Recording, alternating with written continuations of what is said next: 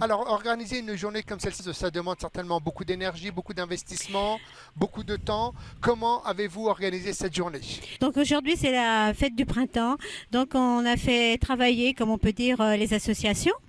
Donc il va y avoir les associations, déjà la DEVA, et puis il va y avoir pendant un quart d'heure le théâtre d'enfants. Après il va y avoir les enfants qui vont jouer des instruments. Et en dernier, ça sera le Sissi West. Voilà, donc c'est trois associations qui sont de Pommeuse. Une autre association qui est de Pommeuse, c'est les tire-bouchons. Donc les tire-bouchons, c'est la pêche, hein, sur le Morin et donc dans l'autre petit fleuve. Et comme c'est tout ce qu'il y a. Bon, moi, je suis présidente du club des loisirs de Pommeuse, mais je suis présente là, car c'est moi qui a créé avec avec le maire, monsieur Christophe, le marché, et m'a demandé de m'en occuper. Là, aujourd'hui, il manque deux personnes, parce qu'il y a encore des personnes qui vont, là, il y a un marchand de saucissons qui n'est pas là, car il est à Tours pour une foire. Il manque aussi un marchand de bière, mais je pense que dans l'avenir, je pense avoir encore deux ou trois commerçants. La fête du printemps, c'est quand même une fête qui est grandiose. Ça se déroule sur 2 jours, théoriquement, vendredi et samedi. Donc il y avait aussi d'autres activités qui étaient prévues. Est-ce que vous pourriez nous en dire quelques mots, par exemple pour les activités qui seront prévues pour demain? Demain, il va avoir. Alors, il faut que je dise aussi, il y a Pomme Rando, qui est une association de Pommeuse, qui a fait une randonnée.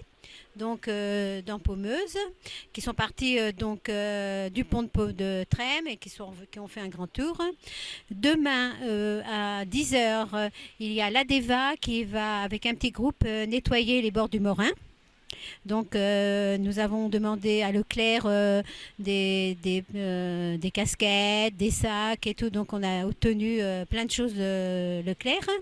Et donc demain à 10 heures. La première fois qu'on fait ça avec les associations, surtout avec les enfants, on a déjà vu les enfants jouer de la musique et tout, hein, ils apprennent la musique, donc c'est bien. Donc je pense qu'ils vont venir avec les parents, donc ça va donner un petit peu plus de monde. Et puis il y a le Sissi West qui est connu quand même à Pommeuse et dans les alentours qui vont faire une petite démonstration. Voilà. Donc là, je vais vous dire deux mots pour la fête de Pommeuse qui se passe le troisième week-end du mois de juin. Donc le samedi, on va essayer de refaire le repas comme on faisait, donc ça c'est pas... Mais ce qui est sûr, c'est qu'on va faire la retraite au flambeau et on fait le feu d'artifice qui sera tiré sur le stade à partir de 11 heures du soir. Donc on fera la retraite au flambeau de la place de Trême jusqu'au stade. Et le dimanche, il y aura donc... alors déjà, le mardi s'installent les forains. Donc à partir du vendredi, il y aura les forains. Et donc le dimanche, il y aura la brocante. Donc la brocante, elle se fera sur le côté du Morin et sur la rue du Stade, juste au parking du Stade. Aujourd'hui, c'est une journée importante concernant la ville de Pommeuse. Mireille, nous avons donc le privilège de vous accueillir. Et puis vous allez dans un premier temps nous faire un résumé, mais vraiment très succinct de votre activité, puisqu'il s'agit du théâtre. D'abord, est-ce que ça concerne le théâtre enfant, adulte? C'est un théâtre tourné vers les jeunes. De quel âge à quel âge? Eh bien, ça va de 6 ans à 18 ans. Alors, est-ce que dans ce théâtre, vous pratiquez je suppose, comme vous avez certainement des origines italiennes et que vous venez de Naples, je pense tout de suite à la Commedia dell'arte. Est-ce que c'est dans ce registre-là que vous exercez vos talents? Aussi, il s'agit d'une activité créatrice. Donc, la commedia qui est à soggetto, c'est-à-dire où l'on improvise beaucoup, fait partie d'une des activités, d'une des approches. Et quelles sont les autres approches que vous proposez? Eh bien, c'est un théâtre pauvre parce qu'évidemment, c'est un théâtre qui est basé sur Pommeuse et les communes environnantes. Donc, c'est en local. C'est une association, donc Il Carnevale di Pierangelo, aidée par la commune, mais qui n'a pas un gros budget. Donc, nous sommes dans le filon du théâtre dépouillé, nous allons dire. Mais malgré tout, nous avons par exemple des masques de la Commedia qui, eux, sont très prestigieux, voilà, et qui valent leur posant de masques. Alors, justement, on va juste parler brièvement. Est-ce qu'il y a également la réalisation des masques? Oui, effectivement, nous avons dans l'association un mascheraro, c'est-à-dire un créateur de masques, oui, de la commedia.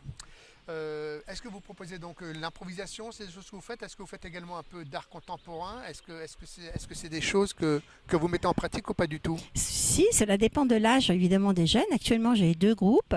Alors un qui est vraiment en local et l'autre qui est au collège de Coulommiers et qui sont de plus grands, donc ce sont des adolescents. Donc suivant l'âge, on peut même faire des textes. Hein, quand en fin de parcours, on a plus de 15 ans, on peut aborder des auteurs. Sinon, avant, je préfère une démarche effectivement créatrice d'improvisation à partir tout de même d'idées et ensuite on ficelle.